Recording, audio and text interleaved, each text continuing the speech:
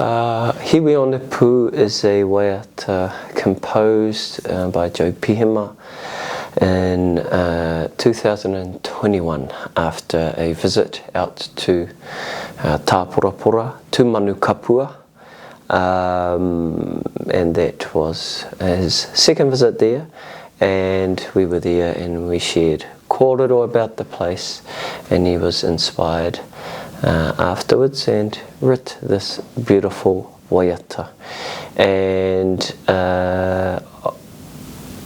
in its first instance it talks about key places immediate at Tāporapora, Manu Kapua being the landing place of Mahuhu ki te rangi in the Kaipara, and then it reaches out to other places which are immediately visible, such as over to Waikare to Poto, referring to Rongomai and his drowning, and other places over there.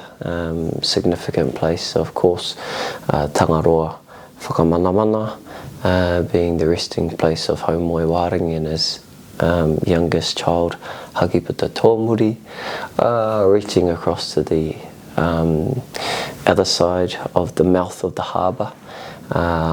Key places such as Waionui, the big water inlet over that side, Ngitu, pass side at their mouth, going into Manu Nutahi, which is significant in history, where Haumoi Waringi and his eldest daughter Rangitipu were slain by Hiwi, down to Te Kawau,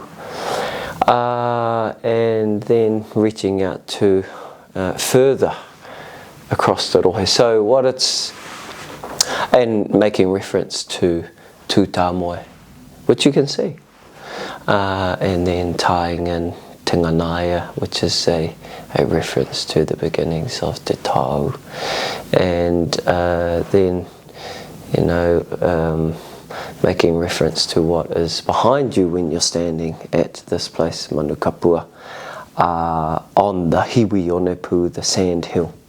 What is behind you, and that's the Okahukura Peninsula, which runs all the way back to Wellsford, and you got Kiki Tangiao, a very prominent maunga there, and that has history about Tūkoia, and which rolls into a whole deep narrative, and battles. And then you got Atuarahi or Atuanui above Puatahi, and down to Kākanui, and reference to Paneira, a female taniwha in that area, and reference to Pokopoko. Perhaps between Pokopoko and Rangiriri, they are the two most famous taniwha in the rohe. His home to this day, his den, his home being the Makarau River. And then down to more southern areas, to One Nui on the Rangatira beach, and making reference to Maunga Kiakia in the south and Tāmaki. So it's a beautiful composition that makes references to key places you can immediately see, and making reference to our rohe, that maunga nui ki Tāmaki, and that is the best place you will see that rohe, maunga nui ki Tāmaki. And the tying in of key place names, and touch on bits of history in our rohe. So it's a wonderful composition, and fortunate to have Tarumai and her crew who put a fantastic rangi to it, and it's a hit. from that Hiwi o Nepu at Manukapua. Another reference when looking over Tūpoto is to Tauhara. And Tauhara is a famous pa site. And two key things come to mind when I think of Tauhara. Number one is the times of Te Hana and the incident that happens between Ngāti Awa, who in the 1600s resided on the Okahukura Peninsula, and their rangatirarangi tau Mārewa, and then the tuakana of Haumoi-Wārangi being rangi whāpapa, and that's a big narrative, but Te Hana when being when karakia performed for her to fall in love with Rangi Tau Mārewa, she swims that harbour over to Manukapua, and she leaves from Tauhara. So that's key in history. And the second one I think heavily of when thinking about Tauhara is the beginning of the name Te Rarawa, and how our people went up to Whangape and they sacked the pa there, and the men were away. They returned, and there's lots of details, and Te Ripo was killed on Maunga Nui, Kaimanu, and Te Rarawa follow through. Their name wasn't Te Rarawa at the time, and they get to Tauhara, and our people had crossed the other side of the harbour, and on arriving there they had done karakia on the moana kia te tū te ngaru. The people arrived and found a kuia looking after the atamira with two papaku. They were brought up, washed and eaten in formality, and ka puta te kōrero, ka tahi no te iwi kairarawa from that kuia, and that name stuck with those people such as Tarutaru and others. So Tangaroa whakamanamana is important. It is still a wāhi tapu today with, you will see, headstones there with some significant people, but in history the two primary ancestors that are on Tangaroa whakamanamana buried there is one, Haumoi-Wārangi, two, his youngest child, Hakiputa Tōmuri, from whence Te Uri Ahau come from. So extremely important. Tā Pora ultimately is that whole area, and on the arrival of Mahuhu ki te rangi, that Tā Pora Sand Island, Manukapua, actually extended out far further than it does today. And at low tide you'll see the remnants of that peninsula. You'll see all the sandbars.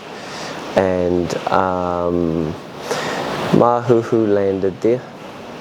Rongomai and his people stayed with the locals who were Te Tini o Toi. At Manukapua is where Rongomai had erected his wharekura, wharewānanga, to hold taonga that they brought over from Hawaii, and also to maintain the important traditions, rituals in that Māori university.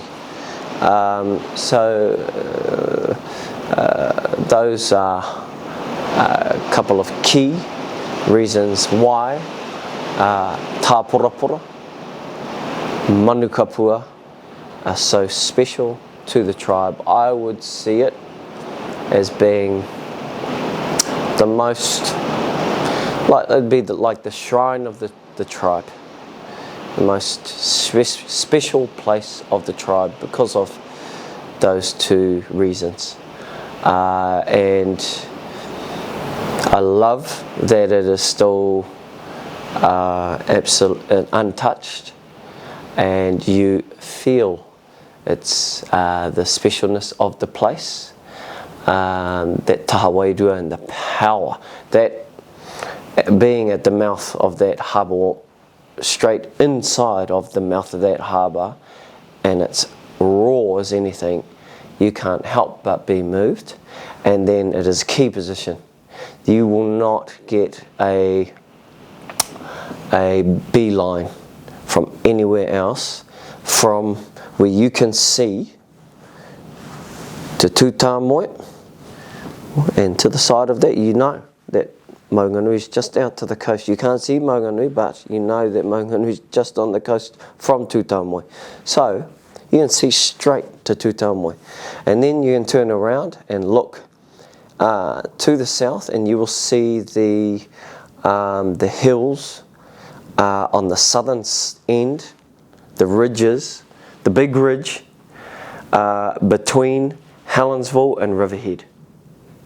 And so you know on the other side of that ridge is Riverhead, Waitemata, which is leads into Maunga Kiakia. It's Tāmaki. You cannot see that from anywhere else on low ground. So it's very special for all of those reasons. Pautapuaka is a son of Mārua Ārero, who is the second Mārua.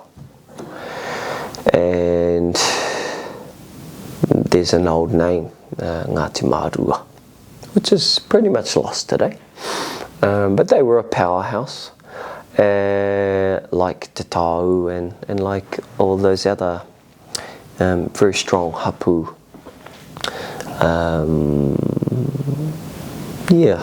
And Pautapuaka's older brother, they have different mothers, is Te Atiakura.